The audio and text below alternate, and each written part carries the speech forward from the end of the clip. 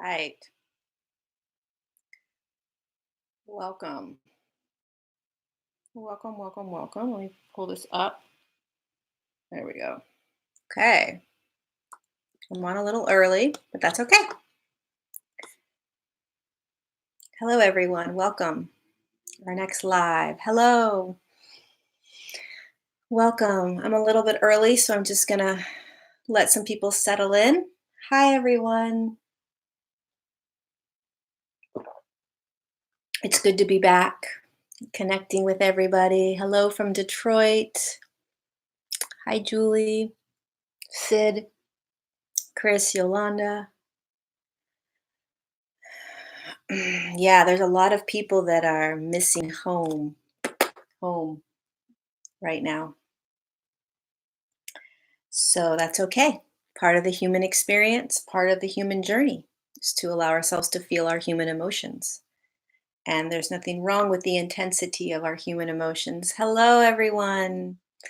Welcome in again. If you're new here, welcome to our beautiful, amazing community where we connect live and just answer questions, give each other some support, um, talk about all things human and galactic and quantum and in between ascension. Hi, Saudi Arabia. Hello, welcome. Vallejo. Gonna wait a few more minutes.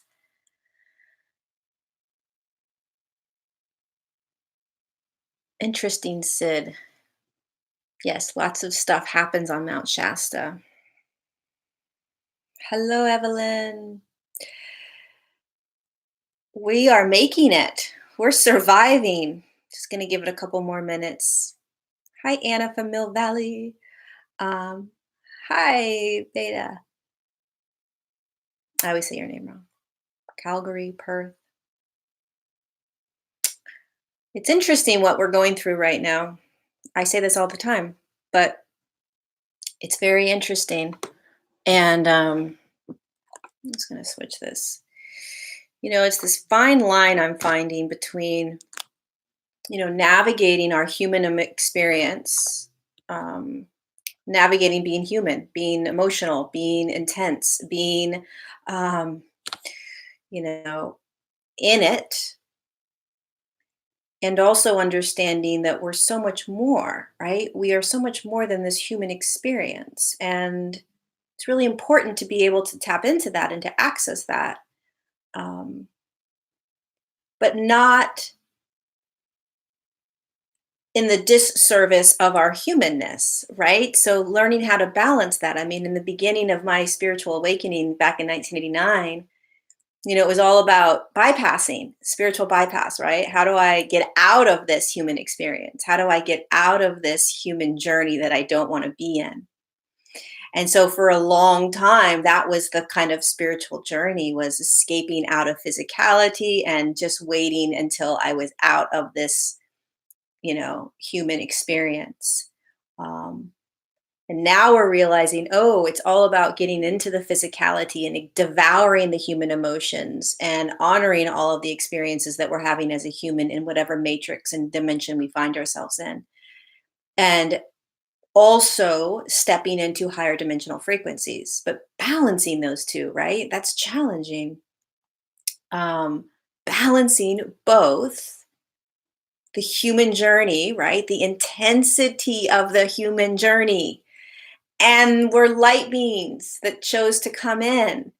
And we want to kind of access that aspect of ourselves more and more, but not just servicing the human journey, the human experience, right? Does that make sense, you guys?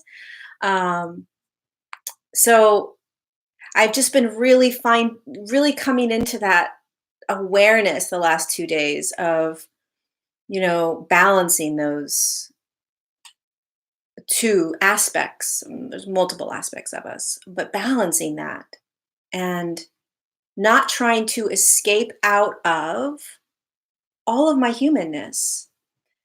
What a disservice that would be if I'm rageful or depressed or angry, sad. Why would I give those any less attention than joy, love, and peace, other than they don't feel good? but they're arising for a reason. Um, so yeah, when Violet said, "This body holding me reminds me I'm not alone." Exactly. The more you start to come into your physicality, the more you connect to who you are, the all the aspects of you.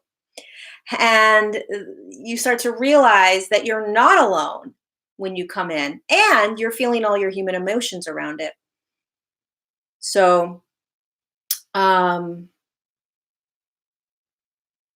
okay, so Willie, go ahead and ask your question. My mind has been really chatty. How do I quiet my mind?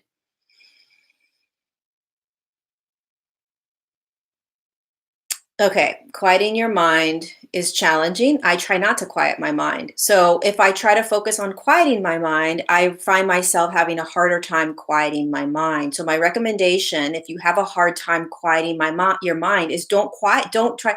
So there's a difference between quieting the mind so that you can kind of get quiet, so that you can settle yourself, or quieting the mind to kind of hear messages, right? So I don't ever quiet my mind. When I sit in meditation, I allow my mind to do whatever it wants to do. I find that just by sitting and being with myself, I'm allowing myself the presence to just sit and be in presence, be in present moment. So the act of trying to quiet the mind can almost make it worse. So my recommendation is to just allow your mind to like do whatever it's going to do. It'll eventually quiet. It'll slow down. But a lot of the reason the higher self is asking you to sit quietly and to quiet the mind is because there's other activities happening in there, other chatter that it wants you to hear, including itself, right? So the higher self speaks through the mind. Our galactic guides, star beings, speak through the mind, meaning that it is filtered sometimes for many of us through the mind, through our channel. And so it comes in as if we're hearing it through our own mind, our own voice. So a lot of times we will be asked to um, quiet ourselves only so that we can hear the mind, which holds a lot of the messages. However, if you are like a active person, always going, right, and never finding time to just sit, my recommendation is just to sit. Try not to worry about quieting the mind, just sit. So, Willie, what's your view on weed and spirituality? Um, Okay, well, here's my personal experience about it. I have my own Lori belief. I have the higher dimensional beliefs. So I'll share both.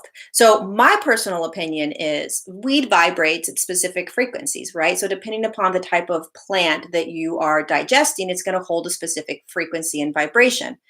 And depending upon your own frequency and vibration, your body's going to resonate or not resonate with it, you know, have a desire for it or not desire for it. Um, and again, it's all about your frequency and the frequency of that plant that you're digesting and how you guys interact together as energetic beings. I don't do any substances because the clearer my channel can be with just my own energy, the more clear my downloads and information it are. If I put anything in my system, I feel very out of touch. I feel very not me.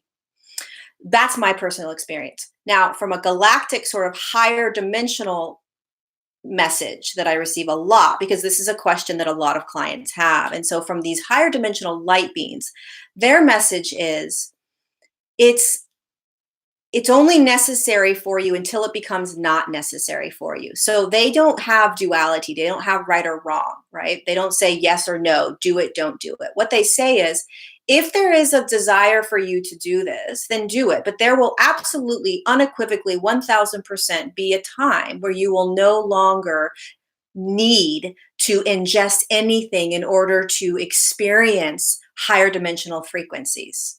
Okay, so right now we access a lot of these plants. Perhaps you're accessing them to access higher dimensional frequencies, to open up your channel, to be more creative, to be more aligned, to be more in tuned, right? All of these things we do through medicinal plants and herbs. There will come a time where you won't need to do that. You won't need to access those um, plants. Is it shielding my third eye and crown, or is it just chatter from others who don't agree with smoking? Okay, so if you're asking that question, Willie, my answer is probably it may be shielding your third eye or your crown. It's probably not the third eye. It's probably activating the third eye. It also activates the crown. But what happens is when you are not doing it, you are then closed, right? So what's happening is you're accessing the plant to open the third eye and open the crown, meaning you have easy access to it, right? You can easily access the third eye, and you can easily hold on a second. You can easily access um, these parts of us, right? So when you're not on the plant or doing the plant, you may feel as if you don't have as easy as access. This is that true? Probably, right? So then you're feeling like there's a blockage or you can't get it, but it's only because the plant makes it easier to open it. But we are designed to do this on our own. So do it until you don't resonate with doing it anymore, and there will come a time where you won't resonate. I use it to start my awakening process. Perfect. That's great, right? And there will come a time where you won't require it anymore. There will come a time um, where you're not going to need it. You just won't. And until then, you are okay with it, right? You just are. But you will not need it eventually. Um, Hopefully that was helpful. I think it was. Um, okay, let's move on. How do you open your third eye? Well, I don't know. I don't honestly. I don't know how you open your third eye. I think it's a natural thing. I think there are many teachers out there that can teach you how to open your third eye. I am not one of them. My third eye naturally will begin to open just like yours as you start to increase your frequency and vibration. It's one of the natural processes that occur inside the physical form. Um, so it's all about the paradigm that you want to kind of jump into. My paradigm that I jump into is that my third eye and my pineal gland and my crown and all my energy centers naturally open and activate as my own energy increases in vibration and frequency. Are there things that I can do to assist my third eye in opening? I don't know. I don't do anything. And but it's great to be conscious and aware about things that may be blocking it or things that you could do to assist it. That's always great. But I'm not a teacher on how to open third eye and pineal gland and all that. I just don't do it. Um, okay, so what else? Can you say something about the Orion beings? Yeah, the Orion beings are large, very, very large, one of the largest collectives that are close to the earth plane, meaning the Orions are probably around 10th to a 12th dimension. So they're a pretty low dimensional consciousness that exists in a very large collective. It's really hard to explain these things in terms of like our own conscious understanding, right? So it would be like, um, you know, the state of Texas compared to, Maryland, that vastness. So like the Palladians would be like a Maryland state, and the Orions would be Texas, right? Just this massive collective. They've been around for a very long time. They've been involved in creating other race beings.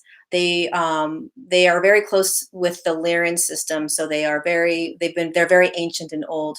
Um, they're depending upon what kind of collective within the Orion collective you came from. There's thousands of sort of collectives within the Orion collective, and each of those sort of holds their own vibration. So I think that's all I'm going to go into right now with the Orions. Um, they're very technical. They're very science based. They're very their mind. They're in the mind a lot. They're creator beings. So if you're from that system, you probably have some sort of scientific background or technological background, or this like kind of robotic, like a nerdy glasses on and like gonna go save the world type of thing. Um, Let's see, what else do we have? Debbie Ashford asked a good question. Okay, let me find Debbie. Do we connect to our star family when we go to sleep? Yes, Debbie, we do. So you do a lot of things in your dream state. So in the dream state, you are using your etheric body. So your etheric body holds your light body. The light body is the aspect of, it's one aspect of you, and it's the aspect of you that dropped into the human form to experience this.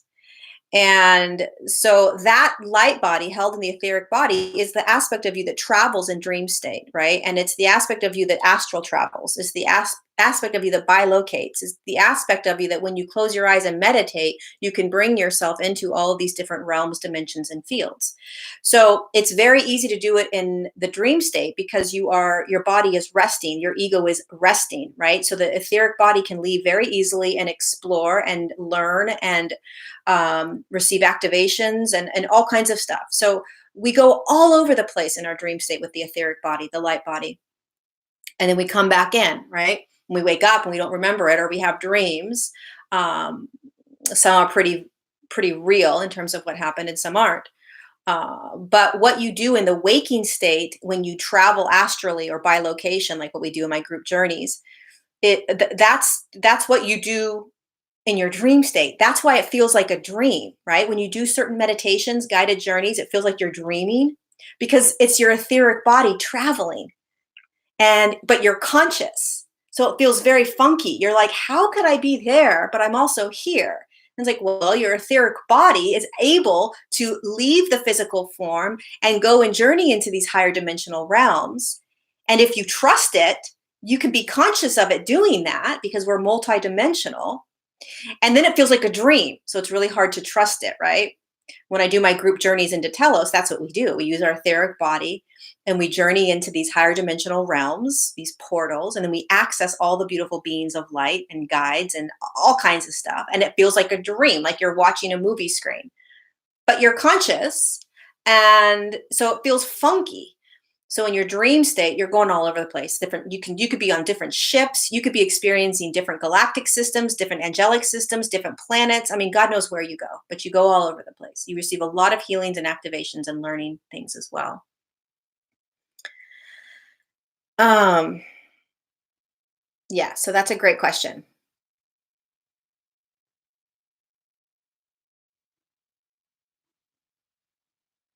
Okay, so let's get to another question.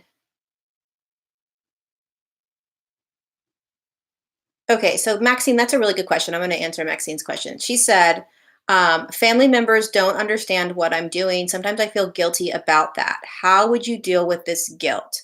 So I get a lot of questions about how to deal with family members. I think I answered one of them last time, but the guilt is perhaps part of the guilt, Maxine, is that they're not with you, that they're not coming along, they don't understand, and that you're leaving them, or you're separate from them, or you're not in their same sort of same room with them, so to speak, right? And you don't want to leave them, you don't want to be different from them, separate from them. And so this is challenging because, especially if you're in a marriage or a relationship where the partner isn't necessarily coming along with you, right? And yet you have to listen and trust yourself, and you have to follow what it is that you designed yourself to do down here. And so waking up in a structure or an environment where those around you aren't can be really challenging. So my recommendation would be to just settle back into your knowingness, and try to remember that each physical human form has a light being inside of them, and they're choosing their path. They're choosing consciously or unconsciously what they want to experience and what they're going to do. And again, not everyone's going to move through the ascension process. And not everyone's going to wake up at the same rate and the same way that you do. They're not all going to resonate the way you do. And so you have to balance being honest and truthful and real with yourself and follow your own awakening with the knowingness and understanding that every human that you're connected and engaged with is on their own path, and it's okay. Everything's okay. You don't have to change them. Maybe they're going to think you're crazy. Maybe they're going to think that you're not who you used to be. But you have to have the courage to just watch it and allow it to just be as much as you can. You don't want to stunt your growth. You don't want to stop yourself from continuing to expand and move forward. You want to trust that there's a reason that this is happening to you. So you don't want to allow those in your close vicinity to pull you back down, because then you'll resent them and you'll be upset. So you have to hold a real clear reminder and remembrance and knowingness that these are all individual light beings in physical form, um, participating and having their own journey. Um, okay, hopefully that helped. It's hard. Sometimes we want to get pulled back in by them just so that we don't feel separate and alienated and different. And then we have resentment and anger. And then you want to try to pull them with you. And then they don't want to come with you because they don't resonate with it. So it's really about learning and navigating how to do this in your own container without pulling them if they don't want to come, and without them pulling you, you know?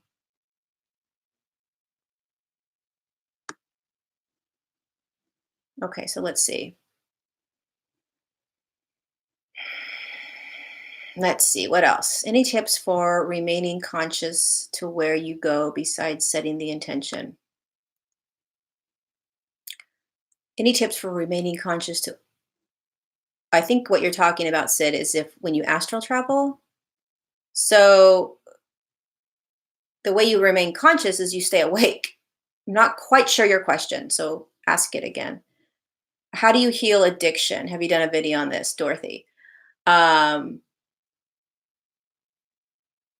Healing addiction is a really massive undertaking. Um, and there are a lot of different ways to heal addiction. And I will tell you from my own personal experience how I've been doing it, how I did it in the past. I use my guides as the biggest tool. So I'm very comfortable accessing my guides. I'm very comfortable trusting my guides. And I'm very comfortable remembering that I'm not in charge. That's the first thing. I get real comfortable on my guides being around me, assisting me, serving me, doing everything they can to help me, and that I'm not in charge, that there actually is aspects of me that are able to do this for me being the ego mind personality. Second thing I do that's very, very important is that I love myself as much as I can through it. If you relapse, you love yourself through it. If you go for months and then you all of a sudden do the behavior again, you love yourself through it. If you're going every couple of days and then you're relapsing into that behavior again, you love yourself through it. So I am constantly reminding myself when I was going through the addiction I was healing, I would constantly remind myself that no matter what was happening, whether I was in the addiction or not, I was being healed. I was being healed. I was being healed. And I was going to do it. I could do this. And I handed it over. A lot of times people say you hand it over to God. I handed it over to my guides. And the third thing I did, I was very conscious every single day of the behavior, of the thoughts, of the guides and my higher self, talking to them, asking them. It was very active process. It's a lot of work. I was constantly working on it every single day. But it is absolutely 1000% possible to heal any addiction you have by handing it over to your guides and your higher self. I've seen it happen. My own personal experience. So it's a lot of co-creation, and you have to work hard with your guides also doing the work with you. They will take it from you. They will assist you. But you're the one in the human form walking every day. So you've got to get real conscious and clear on every single moment. And you want to find out how to get present, you give yourself an addiction. And then you'll get real present when you're trying to heal it. So hopefully that helps. I haven't done a video on it. It's probably something that I will do later on. Um, but it's a great topic, and we can absolutely heal our addictions on our own. I deeply, deeply, deeply believe and know that. So, but you can't do it all by yourself. And if you have a human support system, that's great as well. People that can help you, and there's 1,000 different ways, and there's 1,000 different, paradigms out there in terms of healing addiction. So the way I do it is the way I do it. Of course, I work with my galactic guides. I mean, that's the only thing in my life. So, most of my experience is with these beings. So that's how I deal with everything in my life, is with the higher self and these galactic beings that support me, surround me, love me, hold me, guide me, and give me everything I need. So when I share, I'm sharing from that truth in the hopes that you remember that you have the same ability.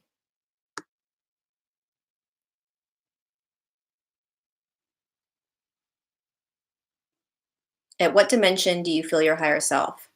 Well, the third dimension, you can start to feel your higher self. I think it's Anja. Excuse me if I'm pronouncing it wrong. You can start to feel your higher self in the third dimension. So remember, the dimension has a spectrum to it. So it goes from, 3 point, I always say this is just how I visualize it, 3.0 to 3.9. When you're in a low aspect of the third dimension, it's going to be really hard to feel your higher self. As you start increasing your vibration within your physical form, you're going to start to get closer to the 3.6, 3.7, and then, getting closer to the 4.0 dimension. You're going to start to be able to access your higher self easier. So most of us here have probably started recognizing at some point along our awakening journey that we're accessing the higher self just a little bit more, a little bit more, a little bit more, a little bit more, right? It anchors in when you get real close to the fourth dimensional field. And when you're in a fourth dimensional field, when you're anchored in there physically, you are anchored into the higher self.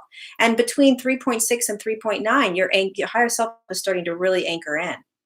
So it's the first massive sort of shift we have in consciousness. That's like the first jolt, is really starting to connect to higher self and anchor in higher self. If you know what I mean.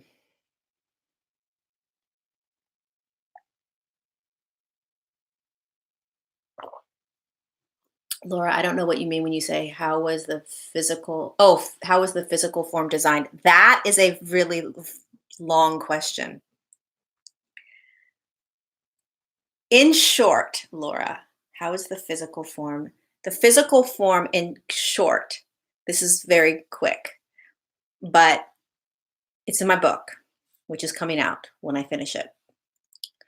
Basically, the the physical form is made out of DNA. And the DNA was designed by higher dimensional beings that were a part of the Galactic Federation of Light. And they were 12th dimensional beings, and they were given the kind of job. So you have to remember that Earth is a consciousness. She's a being just like you are inside your form. Earth has created all of this. Earth has decided all of this. Earth is most of it, I should say. She didn't decide the third dimension, but she was a massive participant in this whole journey and experiment. So she created this council, the Galactic Federation of Light, to assist her in creating her experiment, which was going from fifth dimension to seventh dimension in physicality. And she wanted consciousness to be able to experience it. So they needed to make a form in order for consciousness to come in and experience her playground. And so the Galactic Federation of Light exists. There's 12 main council beings, higher dimensional beings, and then there's groups that are connected to those 12. So there was one group that vibrated at a 12th dimensional frequency that created the DNA structure for the fifth dimensional form. And it was designed out of intent and energy. So when you are in a much higher frequency, you create instantaneously, and you create through an intention. So it's like a laser beam: intention, focus, and then energy. So what you realize when you're in a higher dimension is that energy, you can do anything with energy. You can turn energy into anything. And so they turned they created a physical form through DNA, and they took light from their 12th dimensional field and had held intention for that light to be, they knew that it was going to be creating and dividing cells into physical form. So they created that light codes to be condensed down into a crystalline form, to be held in a fifth dimensional form. So that when the cells started to activate, when the DNA got activated and started to create the form, the DNA would be able to be held within that physicality, which was a fifth dimensional form. So it was condensed down into a crystalline structure. And so what's happening to the third dimensional human? So when the third dimensional human was designed, because the earth moved down into a third dimensional field, they had to adjust the DNA in that physical structure because the physical form was no longer a fifth dimensional field. It wasn't fifth dimension, it was third dimension. So crystalline DNA couldn't be held in a physical form that was as dense as third. So they shifted the DNA down into carbon. Carbon is a low enough density that can hold that light from the 12th dimensional codes in a third dimensional form. And so when you hear everyone talking right now about your DNA is shifting from carbon to crystalline, they're exactly right. It's going back to its original state. And then from a crystalline form, it's going to continue to shift into higher states until, so it's always holding. If you were to really break apart the DNA, it's actually created from a 12th dimensional frequency. That's that's all I'm going to get into right now. Resonate or not, it's okay. We all have our own opinions.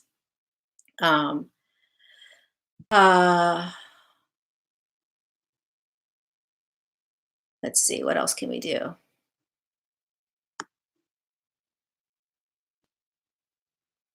Okay, so this is a good question from Tara. I loved your star being video yesterday. Almost all of the traits from each type of star being resonates with me. How do I know which one you dropped in from?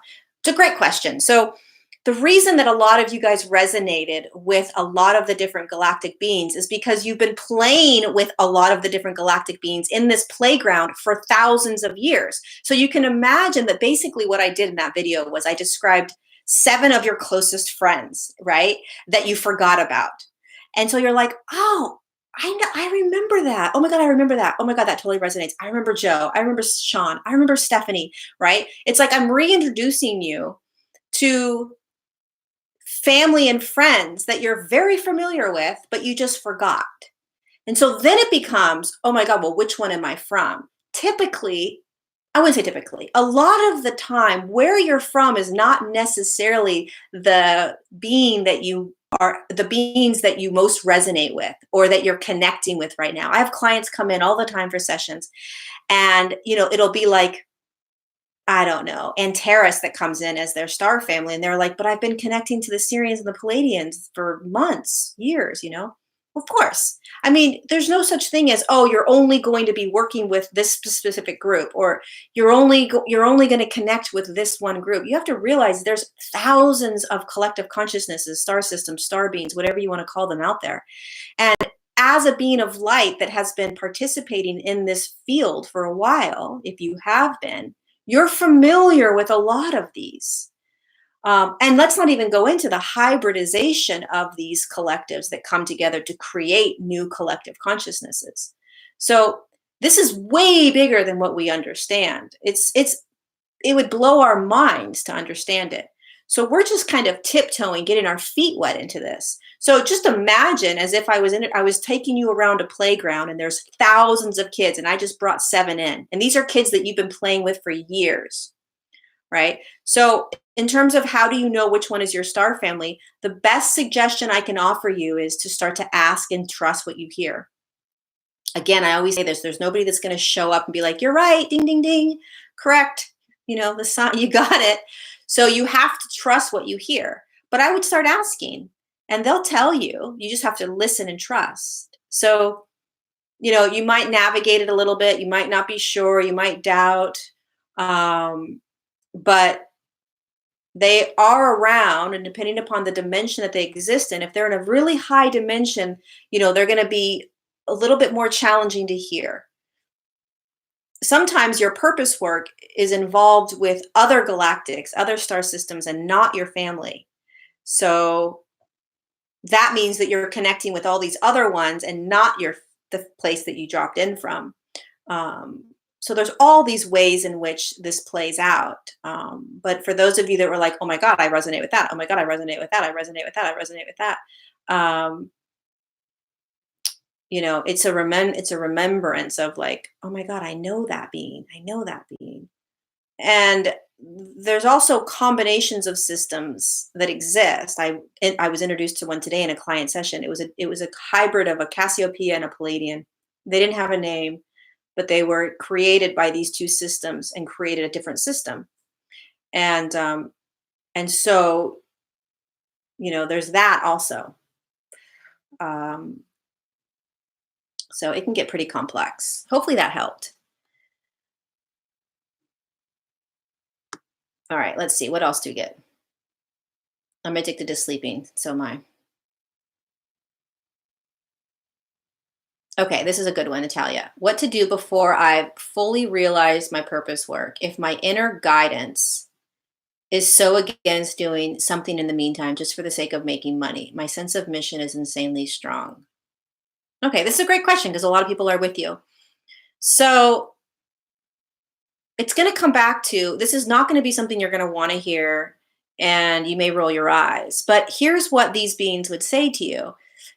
If you resist where you're at and try to push yourself towards where you know you're going to be, your ego is trying to take control, and so there's a push. There's the flow isn't happening, right? You're not allowing yourself to trust that exactly where you are is exactly where you're supposed to be, and that it is unraveling in the exact way that it's designed to unravel.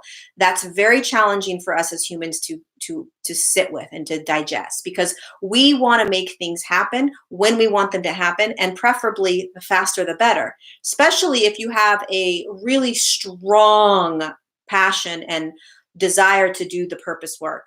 Um, if it's like, get out of my way, I need to do this, then it's going to be very challenging for you to sit with where you're at. But one of the things I can say is the more you surrender to exactly where you're at, as uncomfortably painful as it may be for you, Natalia, because I can feel into the energy of it, and it's almost like somebody's shackling you to the bed, right? It's like they're handcuffing you down and you can't move. There's a suffocation to it, right? And so the last thing you want to do is be present in that suffocation and being held down. But that's the easiest way to move straight into your work. So doing something in the meantime is just the present moment. And if you can know and trust that no matter what you're doing in this now moment, you are always getting closer to doing your work, you actually get closer to doing your work. The other thing they want me to remind you is there's a difference between pushing and intending. Okay. So if you are trying to push, you're pushing out of an ego. You're pushing out of I want this, I want this, I want this. That's where suffering comes from. When you want things so badly, you will create suffering. If you intend for something, intention is settling into exactly where you are with so much ease and grace and love and abundance and being. But you hold the knowingness that no matter what this reality in this now moment looks like, you are pulling that in, or you are going there, or you're stepping into it, whatever word you want to use, right? In the spiritual community, jumping timelines, going into the quantum field and tapping into the next aspect of yourself, whatever it is. Okay.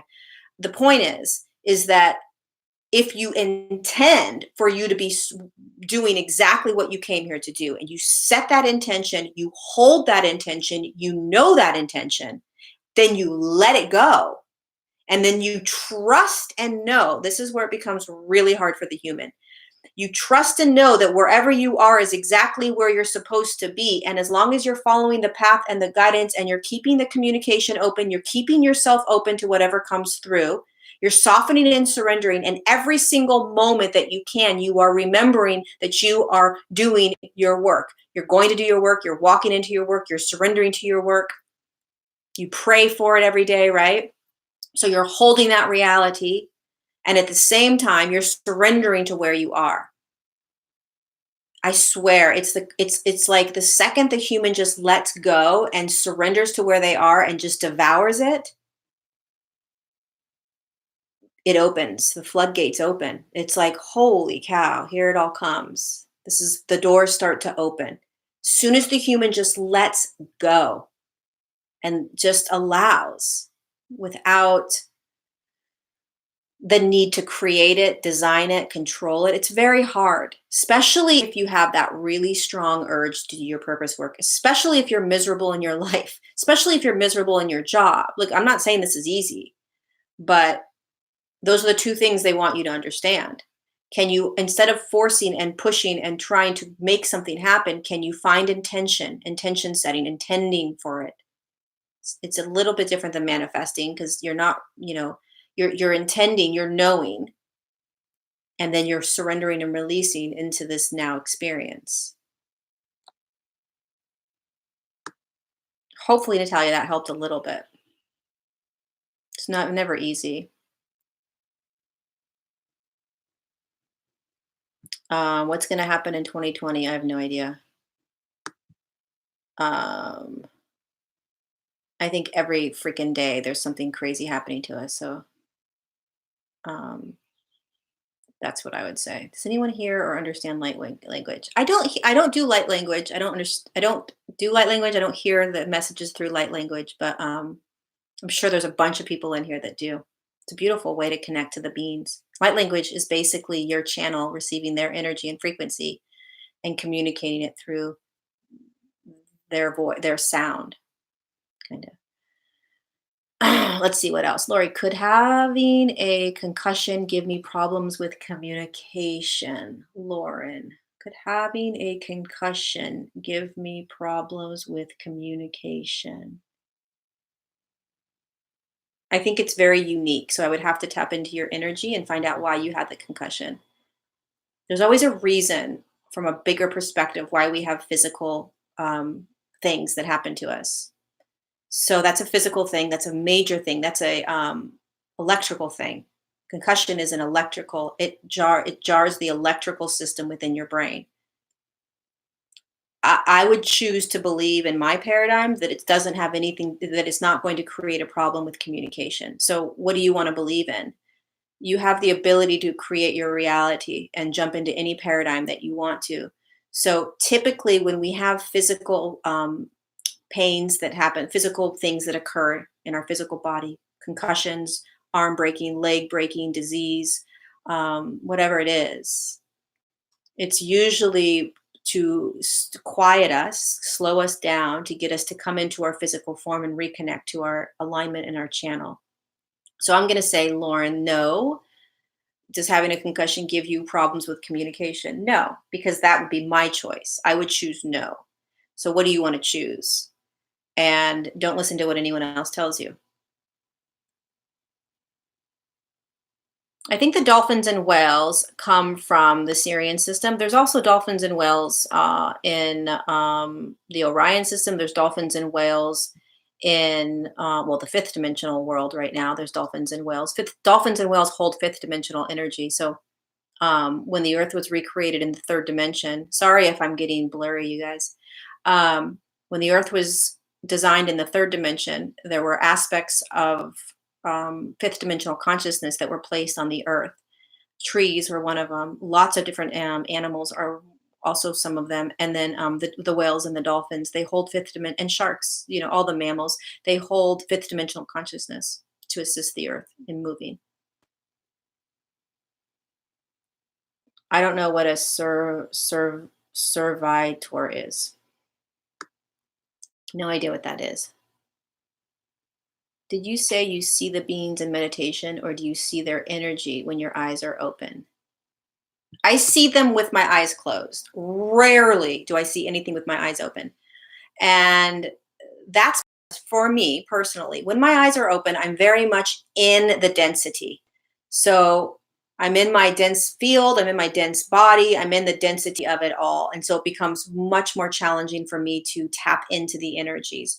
When I can quiet the third dimensional senses, my eyes, and I can close my eyes and start to feel, it's easier for me to feel the energies and then begin to tap into the energies and then begin to see energies when my eyes are closed, because it allows me to move into multi dimensions. It allows me to tap into other dimensional fields. When my eyes are open, it's very challenging for me. These beings are around us all the time. So it doesn't matter whether you believe that or not, they are. There's angels around you, there's masters around you, there's galactic beings around you, there's, I mean, whatever it is that's around you. That not everyone has all of these around them, but there are higher dimensional energies and consciousnesses around you all the time. It's just a matter of tapping into it. So I find it harder to tap into it with my eyes open. I find it easier to tap into with my eyes closed. Dolphins and whales are in these star systems. Yes, I would say so. Yeah. How can I grow a nose like yours? Mike, that's a really ridiculous question. Okay, what else? Let's see, what else do we have? Let me scroll down. Can you talk a little bit about the Apollonians? I don't know who the Apollonians are. Wake up, sleepyhead. Sorry. How did the 12th dimensional beings create the consciousness of the human? They didn't create the consciousness of the human light body. The consciousness of the human light body is you. It's the aspect of you that dropped into the body. So they didn't there nobody created the light body, the human light body. The human doesn't have a light body. You're the light body in human form. You're the consciousness, which is the light body in human form, encased in the etheric body. Mike was naughty and he got kicked out. Is it okay to continue taking mineral supplements during current time? Well, if you know who I am, I'm going to say it's up to you. I mean, I always say trust what you're, trust your own guy. If there's no right or wrong, I mean, there's just no right or wrong. There's a lot of things that happen in the world where we're told, do this, don't do this, do this, don't do this, do this, don't do this. They're all paradigms, which a paradigm is a consciousness, a collective consciousness that holds specific thoughts, beliefs, and emotions that are existing in the dimensional field we're in, which is a third dimension. And there's millions of them. So you can jump into any paradigm. And when you jump into that paradigm, you'll notice yourself buying into those beliefs, thoughts, and emotions, which create actions and ways of being and thoughts and truths and whatever else. But you have a choice. You have a choice in which paradigm you want to jump into. And don't forget, paradigms change. A paradigm in the 50s is not a paradigm now. Well, why not? If paradigms are truth, why wouldn't a paradigm in the 50s be a paradigm right now? Right? Because they shift based on our consciousness. So paradigms shift. They are not the end all be all truth, including science. So choose your paradigms wisely. If you want to believe that the minerals that you're taking right now are good for you, then by all means do that. If you want to believe that they're not good for you anymore, then do that. That's how powerful we are as creator beings, you guys. You have to start to recognize and remember this. Choose your paradigms wisely.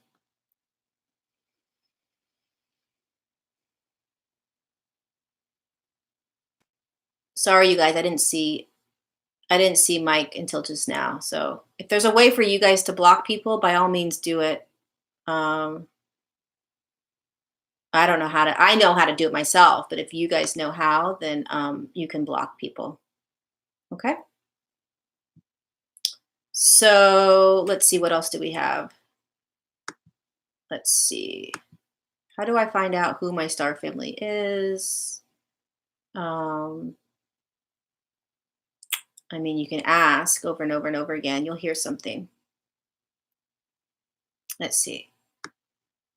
Let's see. How you mentioned about the angelic realm being different to our star families. Can you explain that more? Um, oh, good. You can block them. Okay. Feel free to block people, you guys. And able to allow me to block, you'd need to make me a blue wrench.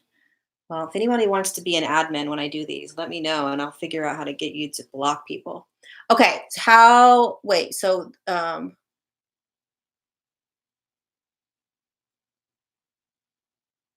okay. The angelic realm. Angelic realm, I think I talked about this, but maybe not. Okay. The angelic realm is, um, okay, Alicia, reach out to me on email and we'll figure out how to do that. I don't know how to get someone to be admin, but I would love to have somebody come in and delete these people. Okay, angelic realm. The angelic realm is very different than the galactics. And when you start connecting to the angelic realm, you can feel it. The angelic realm doesn't speak a lot. So when you connect to the angelics, they are massive energies.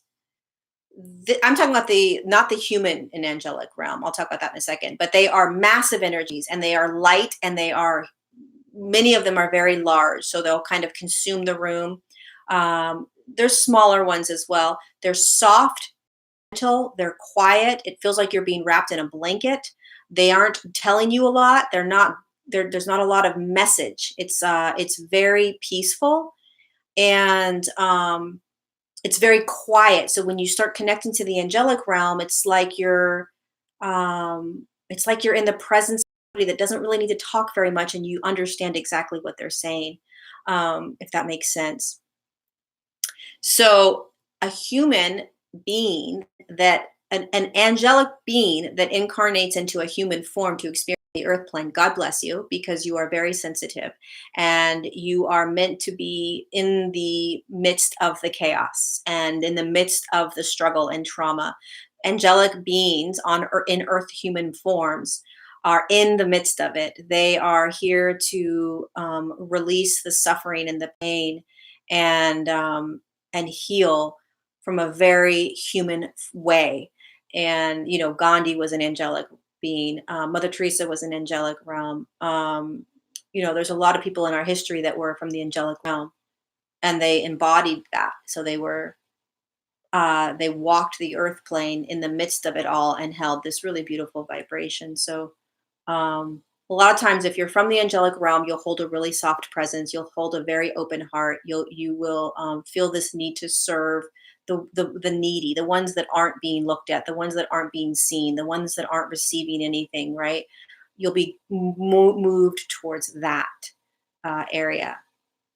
A lot of times, it's my refrigerator wrapped in a blanket of love. That's what the angelic realm feels like.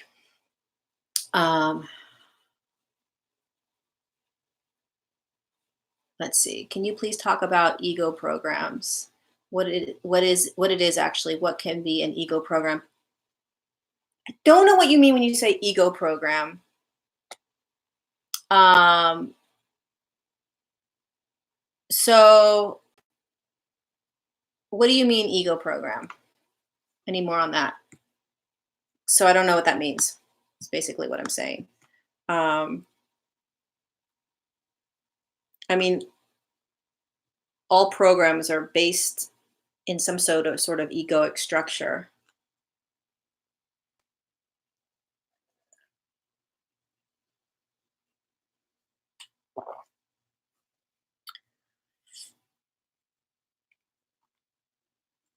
So what else? Anything else? Old programming. Lori, what's your opinion on DNA tests? I heard they can do a lot more than trace your ancestors. Well, a DNA test,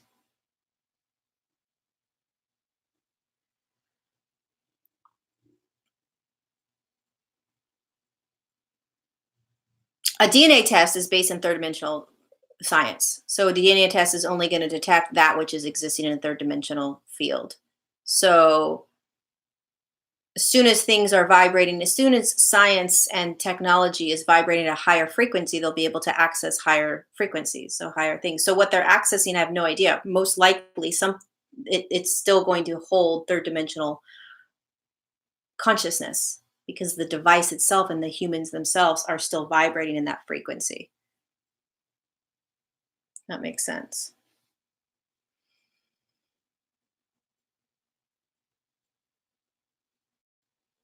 Let's see what else.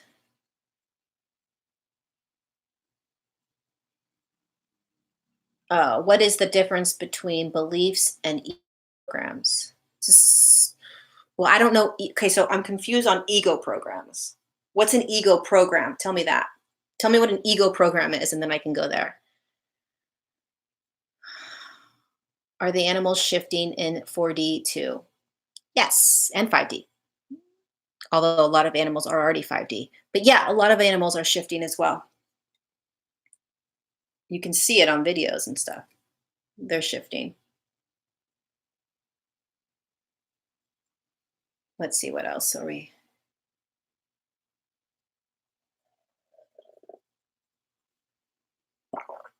Ego and higher self are very important. The ego is very important. The ego was designed in the fifth dimensional human form.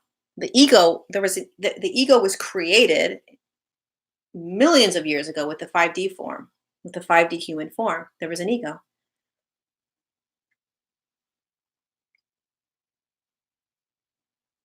Let's see what else. Is spirituality and ascension related?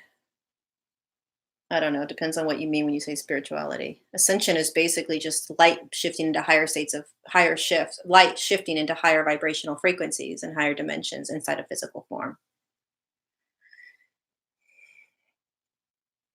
Let's see what else. They could use the DNA data to discriminate against people.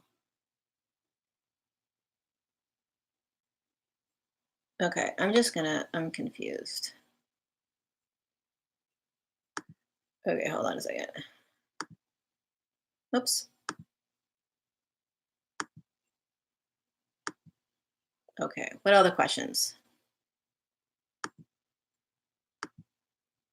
How can we come see you for a reading? My sessions are booked right now. I'm opening back up in September. You can email me, Lauren.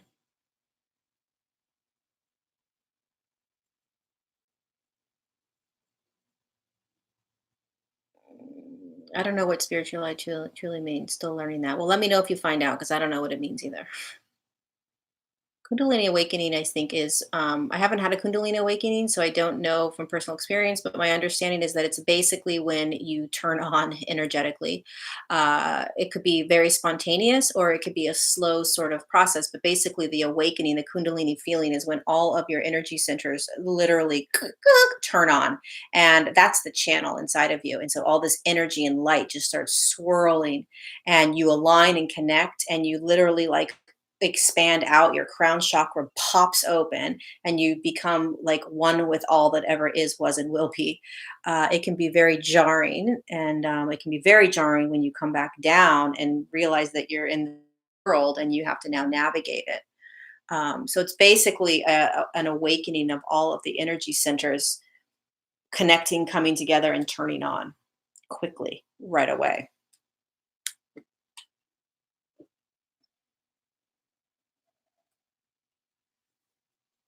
What else do we have? I'm going to get going soon. We're almost done. We have a couple more minutes.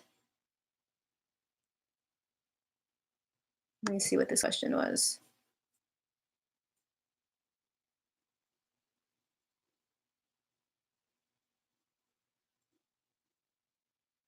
Courtney, I've never heard that. Hi, Brady. What happens after we all shift to 5D? Yeah, so the ascension process just continues, depending upon what you choose to do as a being of light. But it'll continue to sixth and seventh. It really depends on what the earth wants. It's the earth's journey. What's your opinion on the energy coming in from the sun and the 144 shielding us and ships being placed around the sun and the earth to shield us? Well, I'll tell you one thing. I don't know what you're talking about really, but what I can say about the sun is that there's no reason for anything or any being or any consciousness to shield us from the sun, because the sun was designed to do the ascension process with the earth. So the purpose of the sun's design because it was intentionally designed just like the physical form.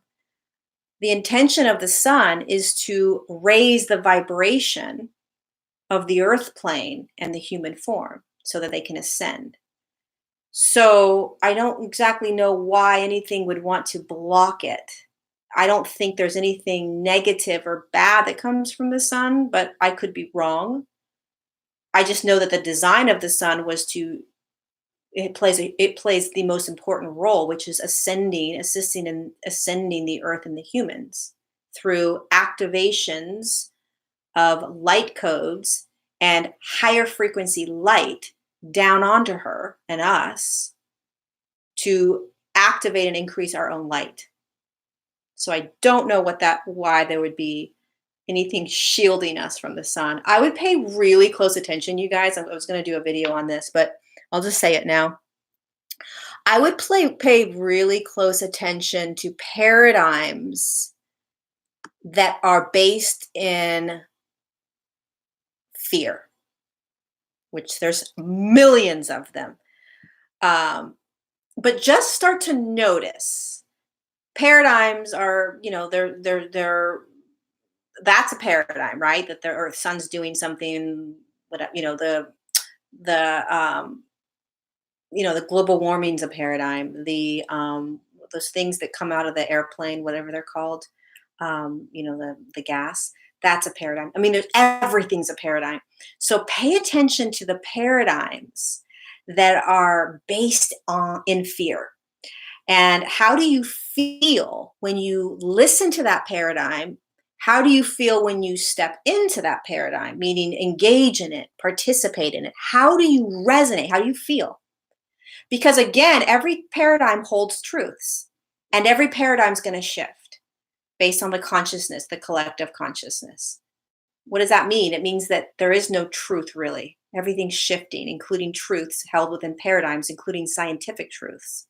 I mean, we know that. We should know that by now, right? We're quite aware of that. Science is always changing. So what are you believing? What are you playing in? And is it based in fear, or is it based in joy, abundance, and love? Just think about that. Most paradigms that we play in, many of them are based around fear. So just conscious awareness. If that makes sense. Chemtrails, thank you. Yes, ego is for survival. Do you know any communities to talk about things like this? If I talk to anyone else, I don't know any actual like community, like physical communities. Unfortunately, I just don't. The ego keeps you safe. The ego keeps you, the ego helps you navigate this consciousness. So there's such a vast array of consciousness that you don't understand, but because you're in it. But the ego helps you navigate it. It tells you, especially in the third dimension, it'll say, this is good for you. This isn't good for you. This is safe for you. This isn't safe for you. Last time you did this happened. So don't do that again, please. You might want to try this. It might actually have a positive outcome. The ego helps you navigate the third dimensional consciousness. When you start shifting into higher states of consciousness, the ego still helps you navigate, but it navigates the physical safety of you, right? So it navigates like the more mundane, sort of very physical things like, hey, you might want to, slow down when you're driving, or you might not want to go off that cliff. You might want to jump. You might not want to jump over that hill over there. You might hurt something or yourself, right? Or it keeps you sort of contained in this free-willed quantum space that you're in. It's like the safety guard.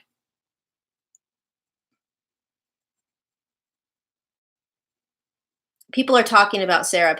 She says, my son just told me this morning that his feet look like he stepped in glitter. I've had these sparkles for about a year. People talk about the sparkles on their hands, the sparkles on their feet. That's awesome. It's just turning into crystalline structures. It will happen. It hasn't happened to me yet, but it happens. Basically, I've said this so many times that in order to anchor means that your physical form is in a fifth dimension. in order to anchor down into that fifth dimensional field, your body is going to shift, just like the DNA shifts. So if your DNA is shifting, guess what? Your physical form's going to shift. So you're not going to be dense like this. You're going to be much clearer. You're going to be able to really start to almost see through the hands and see through the feet. It's very light. The physical form becomes much lighter. And that's how you know in a very tangible way if you're anchored into the fifth dimension. That doesn't mean you're not tapping into and living in a fifth dimensional consciousness. Living in a fifth dimensional consciousness is just activating that energy and frequency in that field, right? But to anchor it in and be in it at all times, the physical form has to land in it.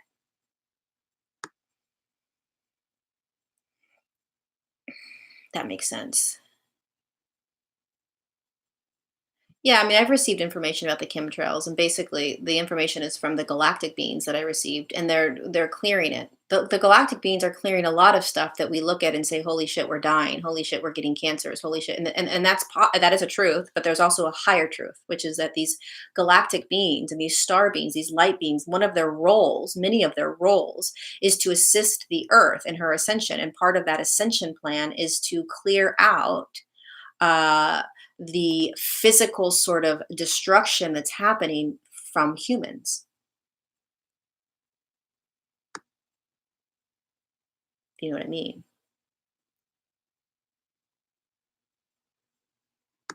Let's see. I love that you guys are seeing sparkles. That's awesome. Um,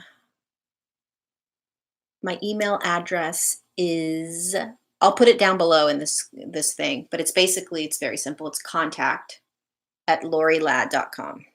LORIELADD.com. My book is going to be translated in many different languages. Yes, yes. Po co-creating, procreating from a fifth dimensional perspective. So this is an interesting subject. So when you are now, you have to understand that we're not necessarily this form.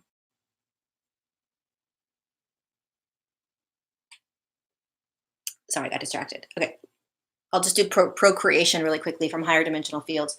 When you are vibrating a fifth dimensional frequency or beyond, it becomes a manifestation is instantaneous, and you are able to create anything you want in any now moment.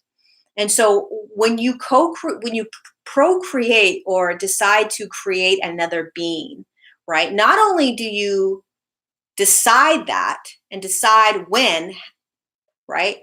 You set the intention. It's just like the way the human form was designed, intention and energy. Okay. So when you create another human body to bring in the spirit, you connect not only to the partner that you're going to create that human with, and you can do it, forget about it, I'm not going to, so you also are connecting with the spirit that's going to come in. So there's a collaboration of, okay, we're doing this. This is in a fifth dimensional or higher consciousness. Okay.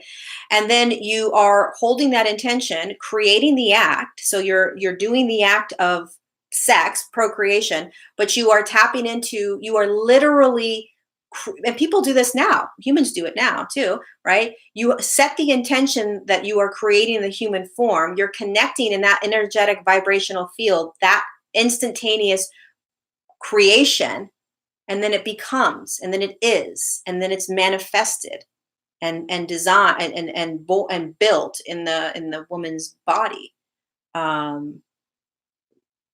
That's how all creation, that's how all human form is created in that fifth dimensional. Now on the sixth and seventh, when you go into higher dimensions, it's even more, you don't need a physicality to create. So it's a little bit different. All right, my friends, we are going to get rid of some of these. I think we're done. I'd like to know about psychedelics. So psychedelics, one second.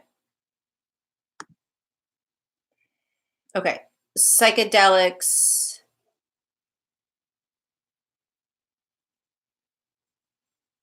Psychedelics are just like mushroom. I mean, are just like it's just like weed. So it gives you access to higher dimensional frequencies. It opens you. It allows you to hold your multidimensional abilities. It's also a very powerful way to heal because psychedelics will bring you right into your dense consciousness that needs to clear out. There will be a time where you won't need psychedelics. Psychedelics is like it's like a shortcut, right? But you can't.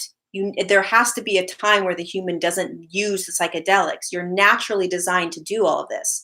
Everything that you can feel and experience and do on psychedelics, you can do naturally. So it's almost like a crutch sometimes, although it has very powerful uh, abilities and it allows you to see who you are, right? So you're like, oh my God, I can do all this. And it's like, well, yeah, you can do all of that. And you can do it without the psychedelics. So that's where we're going, right? But for the human, we like instant gratification and we like to be able to do things quickly and fast. Well, what happens is that when you come off the psychedelic, you don't have as easy as access to all of that multidimensionality, those talents, those abilities, right?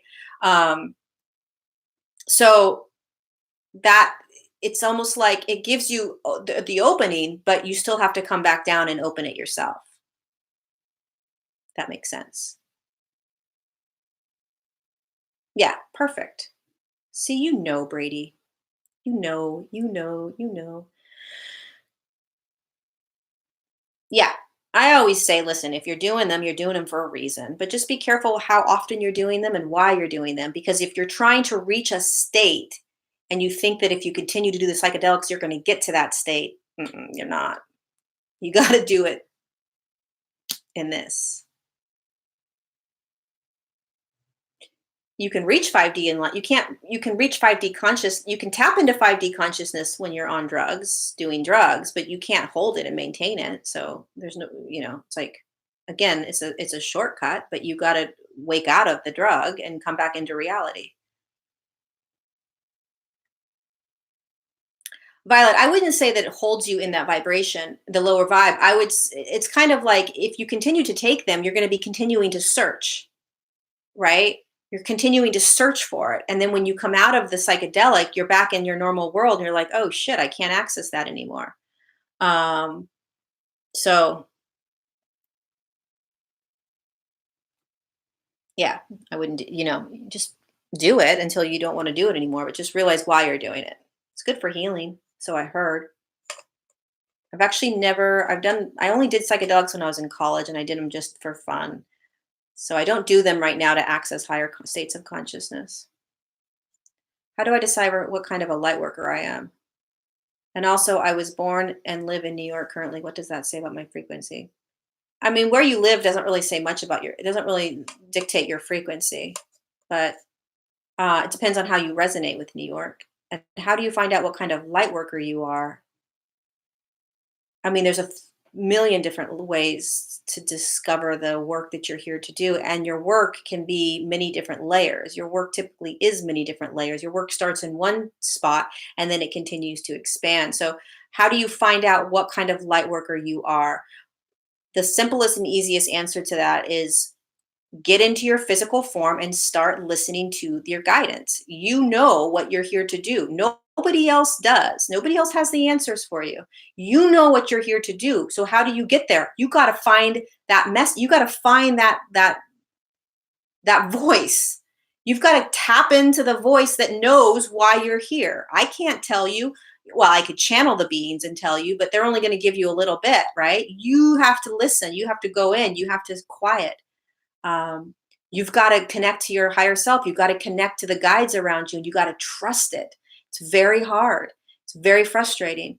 But it's a slow process. And if you just start to do it and chip away at it, it becomes easier and easier and easier. Because even if you were to go to some sort of reading, have a session done or something, and they tell you, then what?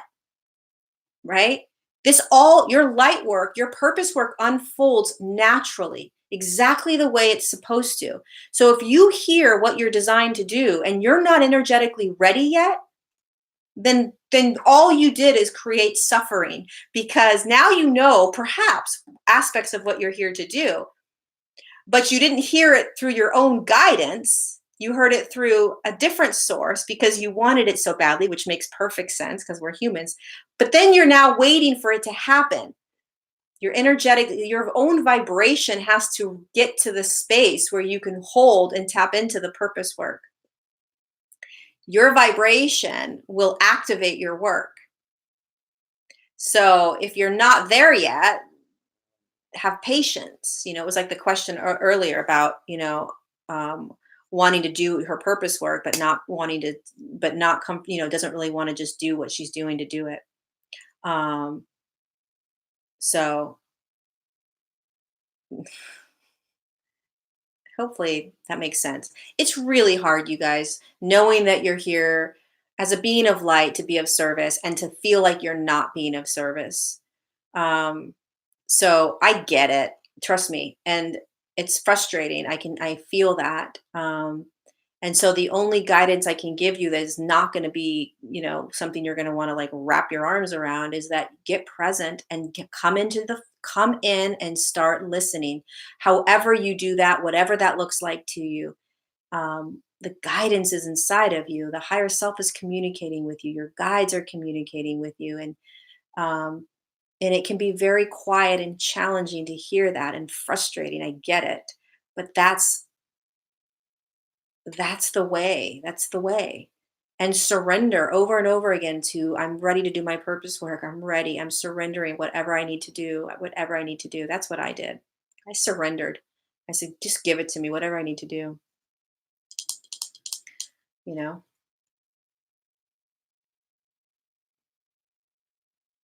So tapping into parallel realities, parallel timelines, that kind of stuff is an energy.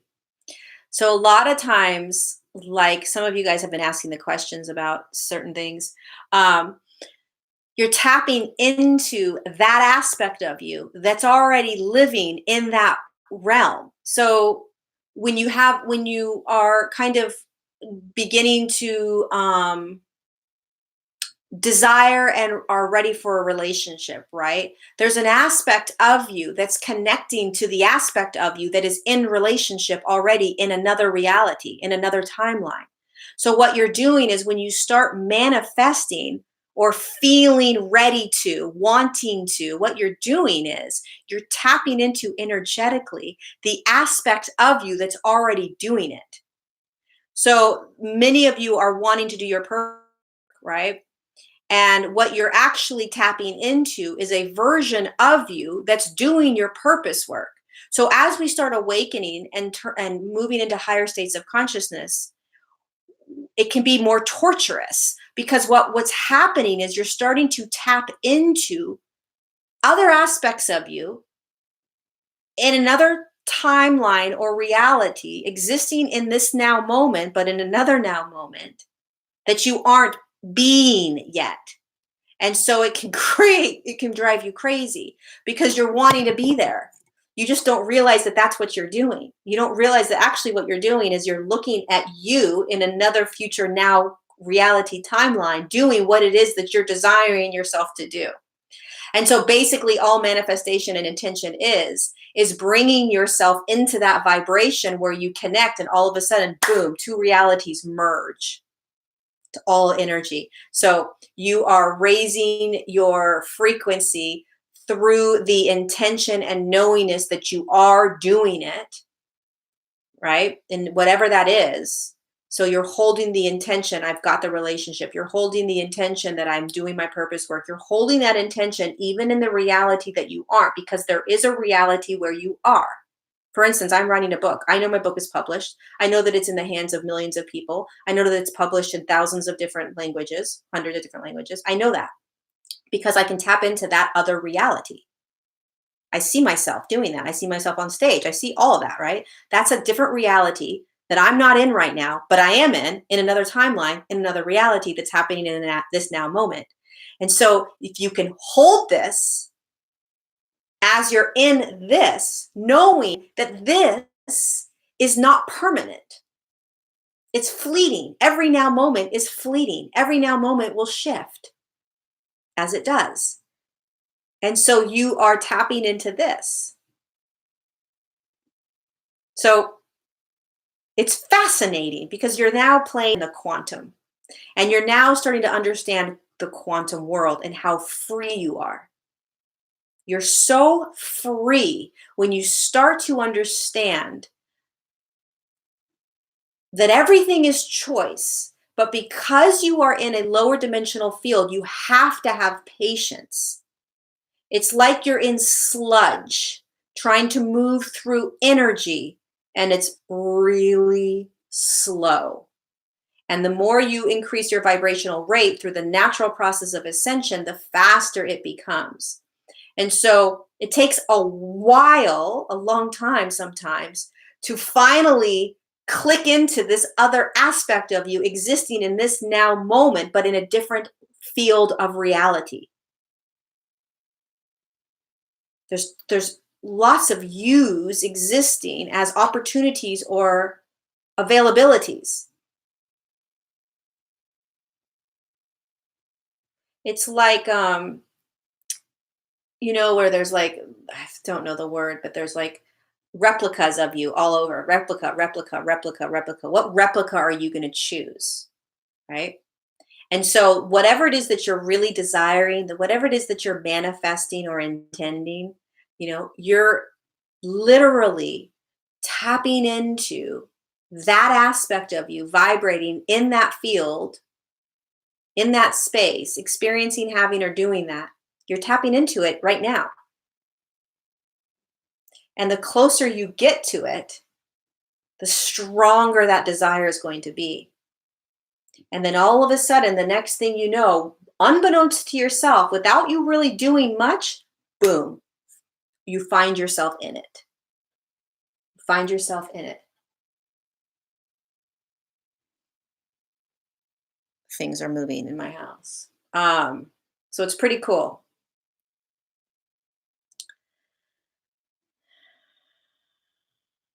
You don't have to do anything. So you don't, there's an alien outside. There's probably an alien inside. You don't have to, it's the Octurians moving stuff. That's what I was thinking. I'm like, the Octurians are around. Um, and they actually are always on the right hand side. Um, you don't have to merge any reality. You can be in this present moment state and do it your own way, which would be not caring what reality you are also existing in, not caring about timelines and parallel realities, and just pulling that intention straight into your now moment. So you can do it any way you want, right? So what does that mean when you pull it straight into your now moment? It means that you are holding both realities right now.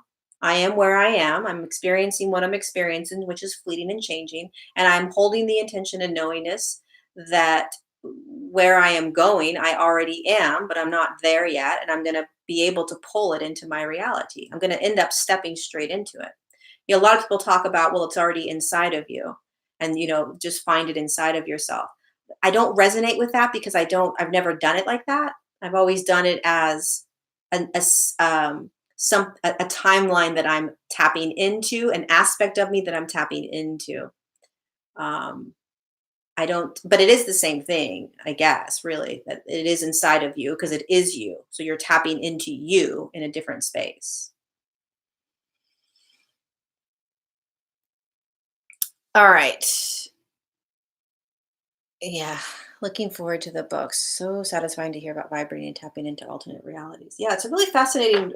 It's a fascinating subject. Timelines, parallel realities. It's the same thing, and it's not complex, you guys. It's not like you need to like.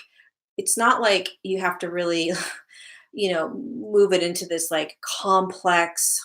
Oh my God, type of thing. It's very simple.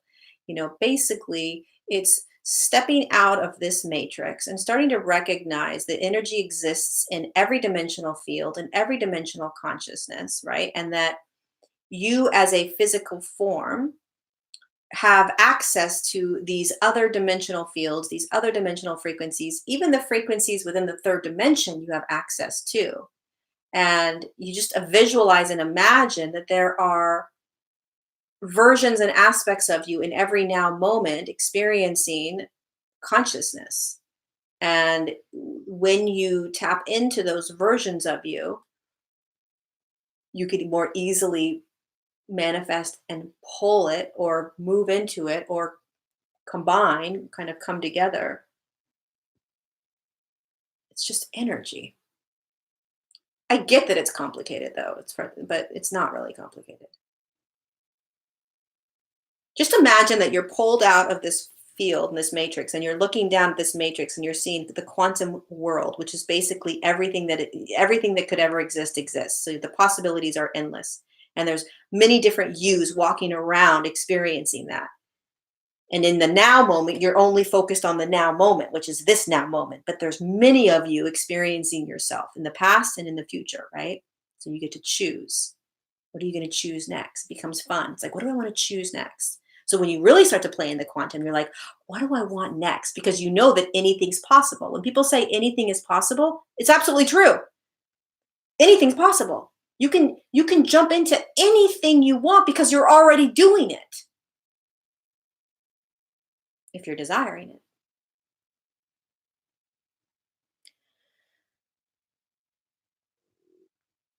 How do we tap into our Brady? I already explained this challenging question.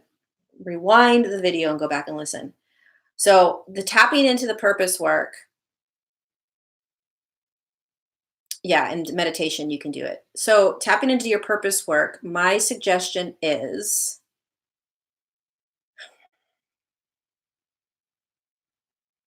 the challenging thing, Brady, about purpose work, is that sometimes the purpose is to just your purpose work, fortunately or unfortunately, sometimes is serving in the very human life you're in. And this is not fun to accept for a lot of people, but sometimes that is their purpose work. I'm not saying that's you. I'm just saying sometimes that's the purpose work. Um, and a lot of times, again, the suffering comes from searching for the purpose work. So it's going to unravel naturally if you have designed yourself to do purpose work, service work. My recommendation is to surrender to the now moment as much as you can and let go of the desire to do the purpose work. The desire creates the suffering. The desire creates the attachment. The desire creates the urge, the push, the need, the want, which creates the challenge, the suffering, the heartache, the pain. So if you can sit quietly and just move into yourself more and more and connect to yourself more and more and start to have a dialogue with your higher self and the guides. I'm ready to move into my purpose work.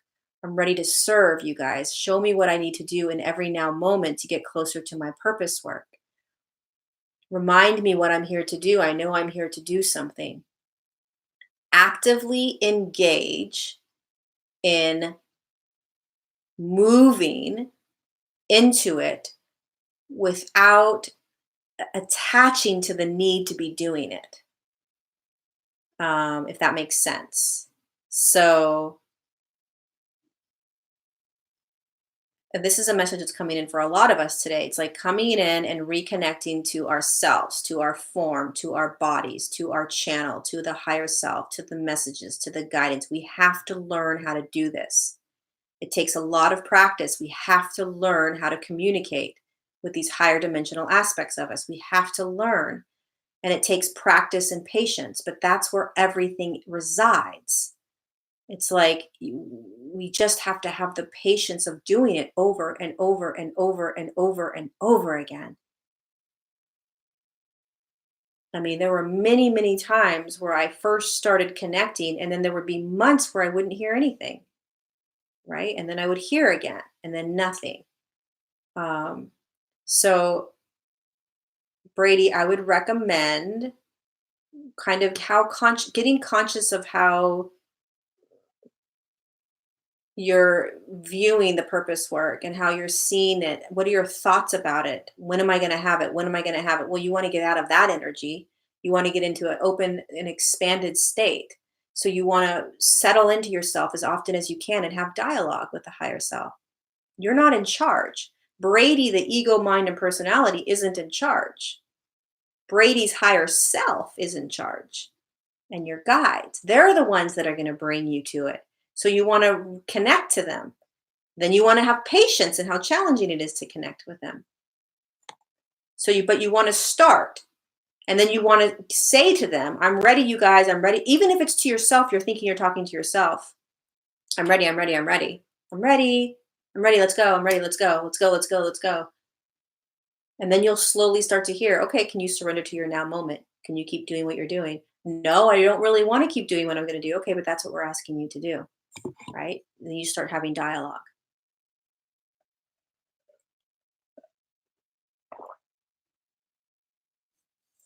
All right, I think I'm gonna end it there.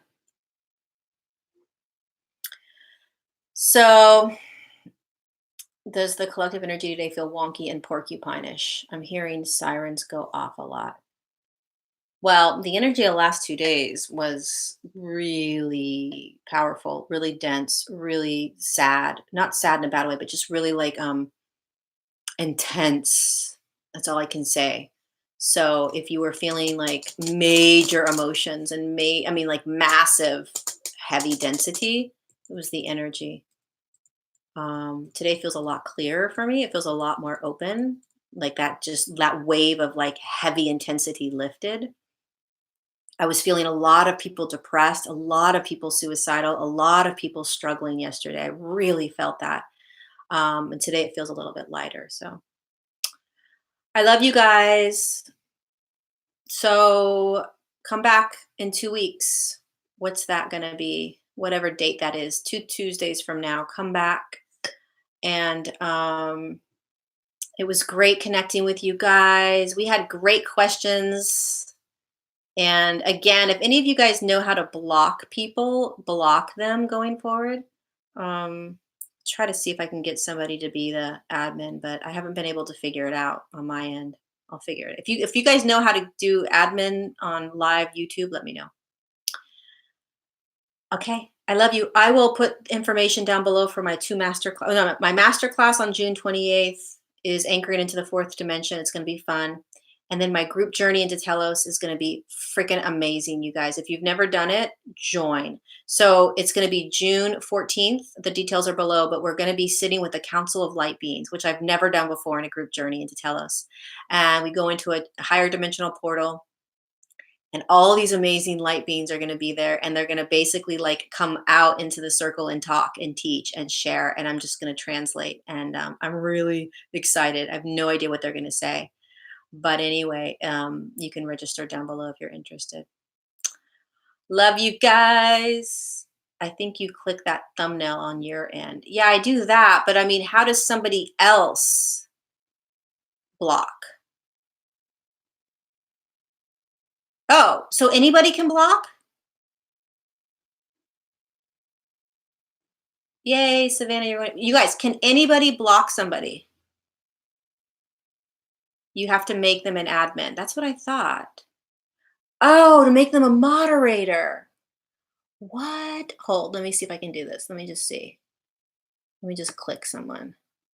Oh my God, that's amazing. Okay, so next time I'm going to choose somebody to be the moderator.